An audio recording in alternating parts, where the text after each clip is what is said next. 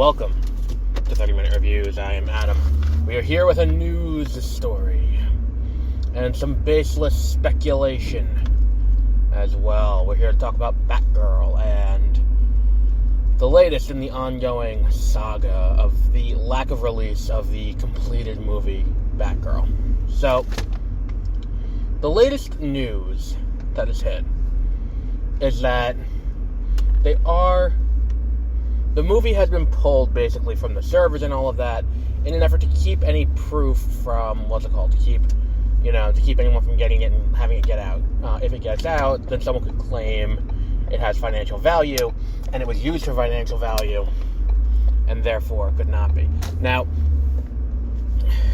what I don't understand is how the movie being announced and being produced doesn't count for value when it added stock value.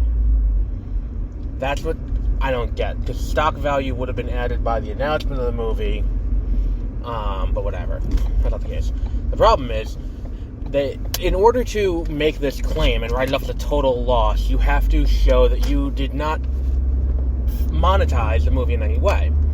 Which is why the Hollywood Reporter, who reported on the story today, said that it is possible, and has been speculated, that Warner Brothers executives and Warner Brothers higher-ups are going to destroy all traces of Batgirl, so that way they can more quickly get that money back as a tax write-off. Now, here's the thing. The other part of the story is that they have released, They have released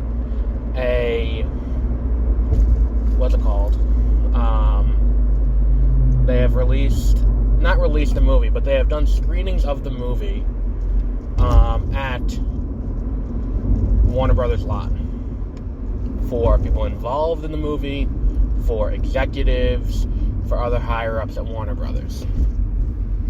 Now, when you go to Warner Brothers' career site and look at Warner Brothers' career site, one of the things that they boast as a benefit while you're there, if you work for Warner Brothers and you get the job, one of their benefits listed with health insurance and their time off rules and all of that stuff that you go into with any other job is access to see movies early that you would not have seen otherwise. So what we're looking at now is this movie that didn't come out is being used in that capacity. It's being screened to people, and it's not even just people who were involved with the movie. According to the reporting from the Hollywood Reporter, it's being shown to people who weren't directly involved. So say I'm like a higher up at Warner Brothers, I can go in and watch the movie too. I have a feeling that if that reporting is accurate, that should count as a financial use, a financial gain from the movie. And let me explain that. Okay? Benefits, as we talk about benefits for movies, or benefits for a job, are anything that is, there that the job will offer in an effort to incentivize employees staying on. When I worked at my prior employer, who I don't know why I'm still afraid to say who they are, but I'm still just a little bit hazy on it, and I don't want to accidentally fuck up a NDA or anything, but my previous employer had this thing where, they had purchasing power where you could, directly out of your paycheck, buy stuff, and they would take out money from your paycheck for these big ticket items. They had stock options. They had a retirement plan. They had, this perk benefit thing that also went with not just your company where you had the employee discount, but other companies that they had partnered with. So you got discounts on your cell phone bill, you got discounts on renting cars, you got discounts on all this stuff. And when we look at, if you go to Chipotle, which Chipotle is always hiring, I'm using that as the examples I was there recently, and they had the sign up, they say your total compensation package in your first year, if you stay for the full year, will exceed $100,000. And the way they do that is they lump in all the benefits as part of your total compensation package, where it's like you're going to be making about minimum wage or a little over minimum wage. And granted, minimum wage in New York is about $15 an hour, give or take. If you're upstate, it's like 13 and change, but if you're downstate, it's 15 an hour. So your total benefits package for this situation is including health insurance, vision, dental, your 401k, your retirement plan, any other incidentals that go into it, and anything that's not required by law. That all goes into employee retention. If you're using this movie and you're showing it to people and you're not just doing it for the production,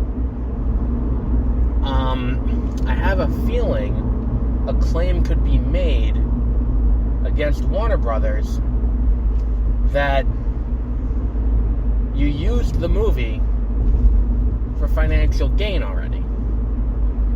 So you can't claim the full $95 million write-off because you used it to retain employees. And if you're using it for people directly involved, I mean, actors and actresses and directors and all of that, they aren't employees, they're independent contractors.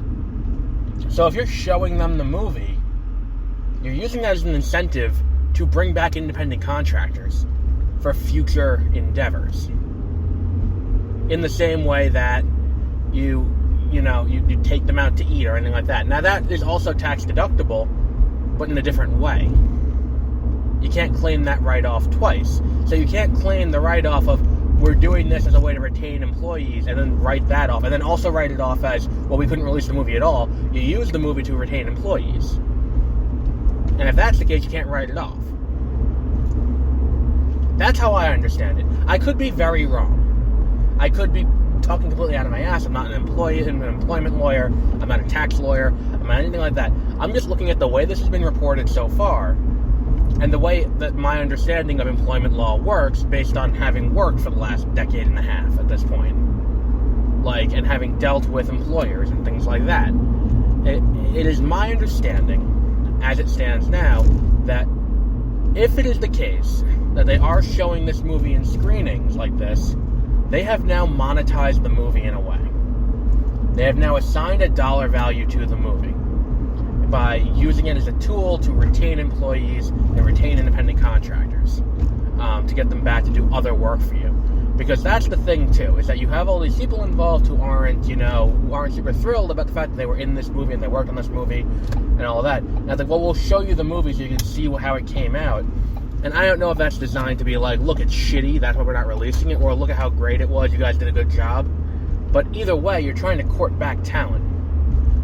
And if that's the case, either through cognitive dissonance or just through, look, we understand, but we need to take the tax write-off, either way, you have now given a financial use for the movie.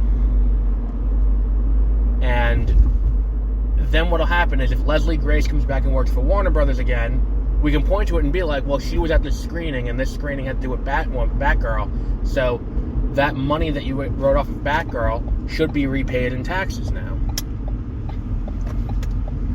And I'm assuming they have high-power lawyers at Warner Bros. Who ran this all by them, and it's not just some guy on a podcast talking out of his ass. But that's how it makes sense to me.